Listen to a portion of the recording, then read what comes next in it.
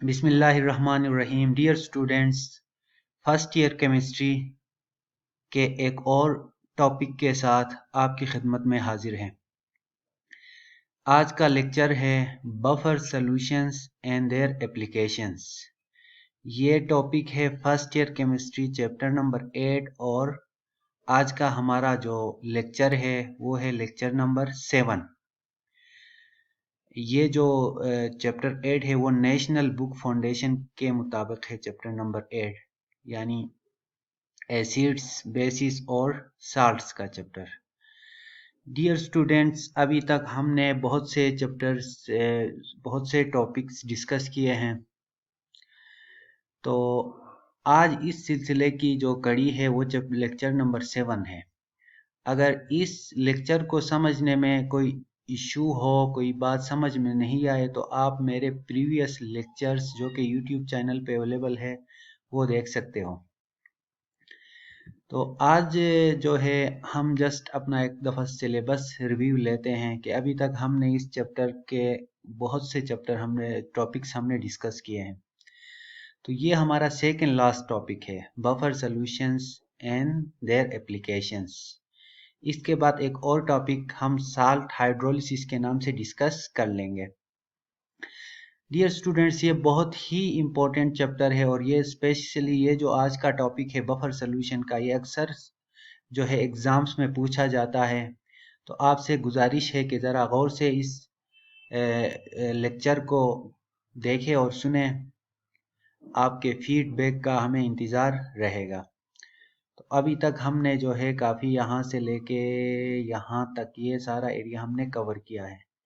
आज का जो टॉपिक है अभी उसको हम डिस्कस करते हैं।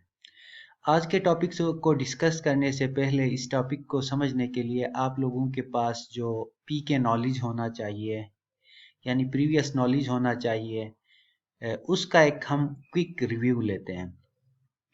आपको इस बात का इल्म होना चाहिए कि वीक एसिड किसे कहते हैं और स्ट्रांग एसिड किसे कहते हैं। स्ट्रांग एसिड बहुत ज़्यादा आयोनाइज होकर बहुत ज़्यादा H+ प्रोड्यूस करता हो, और वीक एसिड वो एसिड जिसके पास H+ प्रोड्यूस करने की सलाहियत कम हो। और इस जो है लेक्चर में साल्ट का जिक्र आएगा। साल्ट आप जानते हैं कि एसिड जब बेस के साथ रिएक्ट करता है, जो न्यूट्रलाइजेशन प्रोडक्ट बनता है उसको हम साल्ट कहते हैं। इसी तरह लोरी ब्रोंस्टीड के डेफिनेशन के मुताबिक वीक बेस वो बेस होता है जिसमें H+ आयन एक्सेप्ट करने की सलाहियत कम हो, और स्ट्रांग बेस वो बेस होता है जिसमें H+ एक्सेप्ट करने की सलाहियत ज़्यादा हो। और ये बफर का लफ्ज़ इंग्लिश में जो है हिंड्रेंस या रेजिस्टेंस के लिए इस्तेमाल होता है। इसका मतलब ये है कि ये एक आड़, रुकावट या मुज़ाहिमत के लिए ये लफ्ज़ इस्तेमाल होता है। तो डियर स्टूडेंट्स, कुछ और चीज़ें भी आपको पता होनी चाहिए। मसलन ये है कि अगर आप लोगों का जो है एसिड वीक होगा तो उसका जो साल्ट होगा वो स्ट्रांग इलेक्ट्रोलाइट होगा। यानी एसिड अगर वीक इलेक्ट्रोलाइट है और होता भी यही है, तो उसका जो साल्ट होगा वो एक स्ट्रांग इलेक्ट्रोलाइट होगा। इसी तरह अगर बेस आपके पास वीक है तो उसका जो साल्ट होगा वो एक स्ट्रांग इलेक्ट्रोलाइट होगा। यहाँ पे NH4OH हमारे पास वीक बेस है, और यहाँ पे NH4Cl, सॉरी यहाँ पे Cl होना चाहिए, ये OH नहीं है, ये Cl है जो कि एक स्ट्रांग इलेक्ट्रोलाइट है। डियर स्टूडेंट्स, अब हम बफर सॉल्यूशन के डेफिनेशन को समझने की कोशिश करते हैं। बफर सॉल्यूशन एक ऐसा सॉल्यूशन है जो कि pH चेंज को रेजिस्ट करता है, यानी pH चेंज को मुखालिफत करता है। The solution that resist change in its pH when a small quantity of acid और base is added to it. Generally कोई भी सॉल्यूशन जो कि बफर नहीं है, थोड़ा सा एसिड या थोड़ा सा बेस ऐड करने से उसके पीएच में बहुत ज़्यादा चेंज आता है। लेकिन बफर सोल्यूशन एक ऐसा सोल्यूशन है जो कि बहुत ज़्यादा चेंज होने नहीं देता पीएच को। इवन आप उसमें स्ट्रांग एसिड या स्ट्रांग बेस ऐड कर लें, बहुत ज़्यादा नहीं, थोड़ी सी अमाउंट में।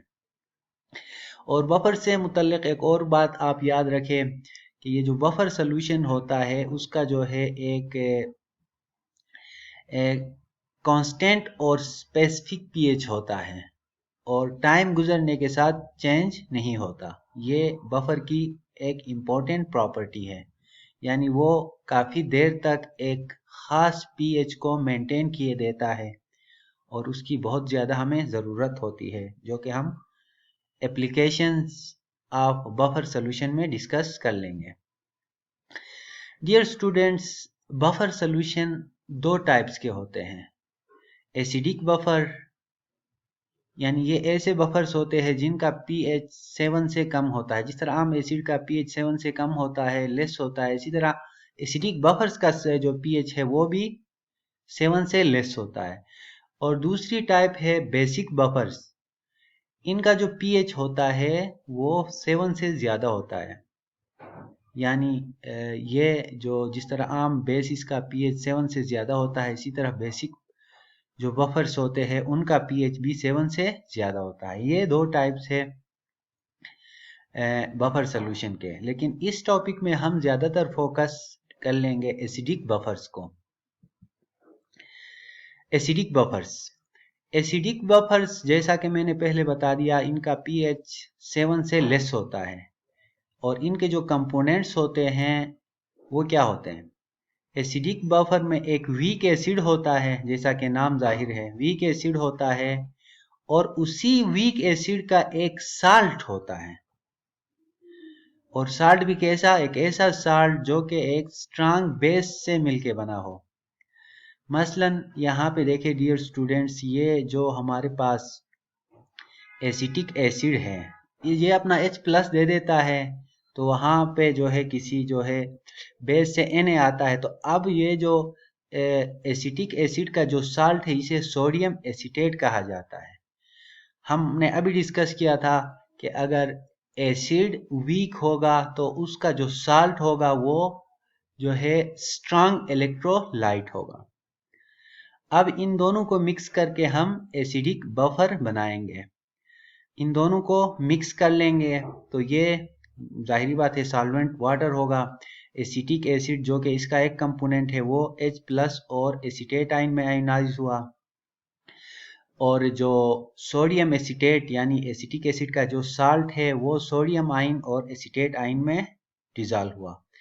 अगर आप गौर से देखेंगे तो एक आयन इनमें मुश्तरिक है, यानी एसीटेट आयन एसिड से भी आया है, साल्ट से भी आया है।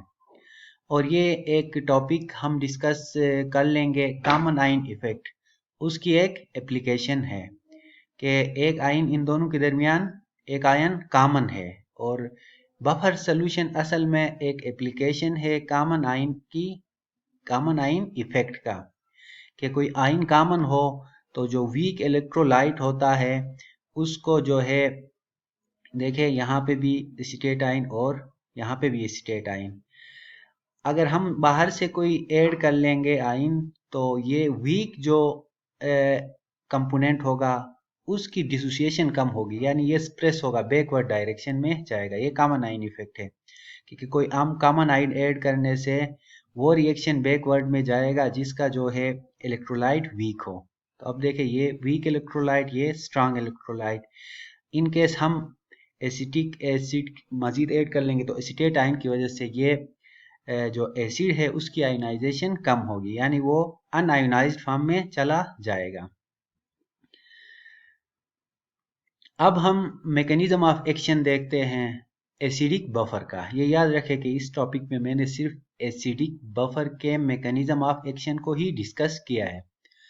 अब देखें, ये हमारे पास सिचुएशन है, ये एक बफर सिस्टम है, इस क्योंकि ज़्यादा से ज़्यादा कंपोनेंट्स है इसलिए अब इसको सिस्टम का नाम देंगे।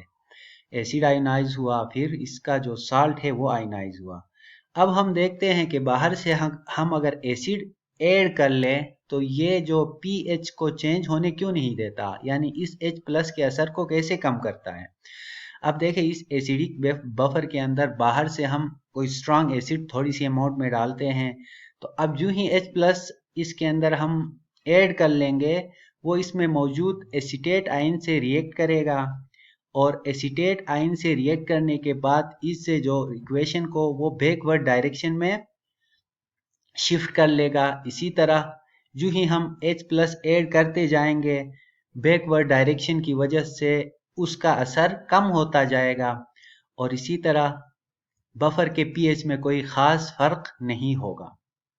ये देखें, ऊपर से हमने H+ एसिड ऐड किया, एसीटेट आयन ने फ़ौरन उसको एक्सेप्ट किया और वीक एसिड में कन्वर्ट हुआ। एसिड की अमाउंट बढ़ जाएगी, लेकिन चूंकि एक वीक एसिड है बन रहा है इसके नतीजे में, इसलिए पीच पे कोई ख़ास कोई बड़ा असर नहीं पड़ेगा। तो H ऐड करने से, H+ ऐड करने से उसको जो है उसको यूज़ करता है एसीटेट आयन और उसको दोबारा से एसिटिक एसिड में कन्वर्ट करता है। इसी तरह जो एसिड के असर को ये क्या कर रहा है, कम कर रहा है। अब डियर स्टूडेंट्स, हम देखते हैं कि एसिडिक बफर के अंदर अगर हम बेस ऐड कर लें, मसलन OH नेगेटिव ऐड कर लें, तो उस देखें जो ही हम हाइड्रोक्सिल आयन इसके अंदर ऐड कर लेंगे तो इस सिस्टम के अंदर H+ मौजूद होगा जो कि फ़ौरन इसके साथ रिएक्ट करेगा, यानी हाइड्रोक्सिल आयन के साथ जो इस सोल्यूशन में मौजूद H+ आयन है वो फ़ौरन रिएक्ट करके इसको वाटर में कन्वर्ट करेगा। वाटर एक न्यूट्रल सब्सटेंस है, इसलिए OH का असर अब इस सिस्टम के अंदर ख़त्म हुआ या बहुत मिनिमाइज हुआ, क्योंकि देखिए OH को फ़ौरन H+ ने एक्सेप्ट किया और उसको किस में कन्वर्ट किया, वाटर में कन्वर्ट किया। इसी तरह अब pH में कोई मेजर चेंज होने ये नहीं देगा।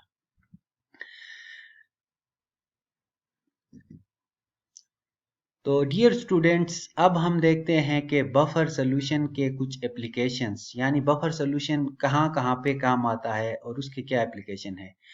डियर स्टूडेंट्स, हम जानते हैं कि हमारे ब्लड का जो pH होता है 7.35 से लेके 8.35 तक होता है और बफर एक जो है ब्लड एक बेहतरीन बफर सिस्टम है जो कि ब्लड के pH को चेंज होने नहीं देता। अगर ब्लड का pH चेंज हो जाए आसानी से तो बहुत से एंजाइम्स वगैरह अपने जो बायोकेमिकल रिएक्शंस होते हैं वो सही तरीके से नहीं हो सकेंगे। अगर ब्लड का pH से 7 से कम होके 6 हो जाए या 7 से बढ़ के 8 हो जाए तो इंसान की डेथ हो सकती है। यानी तमाम एंजाइम को जो है काम करने के लिए एक ऑप्टिमम pH है जो कि ब्लड उनको प्रोवाइड करता है और ब्लड के अंदर भी कार्बोनेट्स, बाइकार्बोनेट्स वगैरह एक एज अ बफर काम करते हैं और हमारे ब्लड के pH को चेंज होने नहीं देते। इसी तरह केमिकल इंडस्ट्रीज में मुख्तलिफ चीज़ों को बनाने के लिए एक ख़ास pH का लेवल चाहिए और बाज़ औक़ात प्रोसेस के दौरान कुछ ऐसे केमिकल्स पैदा होते हैं जिसकी वजह से pH में बहुत ज़्यादा वेरिएशन आ सकती है। इसलिए ऐसे रिएक्शन हमेशा बफर्स के अंदर जो है परफॉर्म किए जाते हैं ताकि थ्रू आउट द रिएक्शन जो है pH पे असर न पड़े। अगर pH पे असर नहीं पड़ेगा तो ज़ाहिरी बात है उससे बनने वाले जो कंपाउंड है उस पर भी ओरिजिनल वो हालत में हासिल होगा, उस पर असर नहीं पड़ेगा। इसी तरह मुख्तलिफ़ किस्म की ड्रग्स की परफॉर्मेंस को हम चेक करने के लिए बैक्टीरियल कल्चर हम ग्रोथ करते हैं, फिर उन पे जो है ड्रग का जो एक्शन है वो देखते हैं। तो बैक्टीरियल ग्रोथ कल्चर जहाँ पे ग्रो करते हैं, टाइम गुजरने के साथ वहाँ पे कुछ ऐसे केमिकल्स पैदा हो सकती हैं जो कि उस कल्चर को के pH को जो है अल्टर करती है। इसी तरह जो बैक्टीरिया की ग्रोथ रुक सकती है pH चेंज होने की वजह से। तो बैक्टीरिया को भी हम एक ऐसे कल्चर में ग्रो कर लेंगे जहाँ पे जो है pH इसका क्या रहे, मेंटेन रहे, ताकि जो है बैक्टीरियल कल्चर को हम देर तक इस्तेमाल कर सके। तो डियर स्टूडेंट्स, बफर सोल्यूशन ऐसे सोल्यूशंस होते हैं, बफर सोल्यूशन ऐसे सोल्यूशन होते हैं जो कि pH में चेंज को रेजिस्ट करते हैं। The solution that resist change in its pH when a small quantity of acid or base is added to it is are called acidic buffer। तो ये था हमारा आज का टॉपिक। डियर स्टूडेंट्स, मज़ीद लेक्चर्स के लिए आप हमारे YouTube चैनल को इस लिंक के ज़रिए जो है सब्सक्राइब कर सकते हैं और प्रीवियस वीडियोस भी देख सकते हैं और मज़ीद वीडियोस भी आपके लिए हम इंशाल्लाह अपलोड कर लेंगे फर्स्ट ईयर केमिस्ट्री और second year chemistry. Next lecture तक खुदा हाफिज़।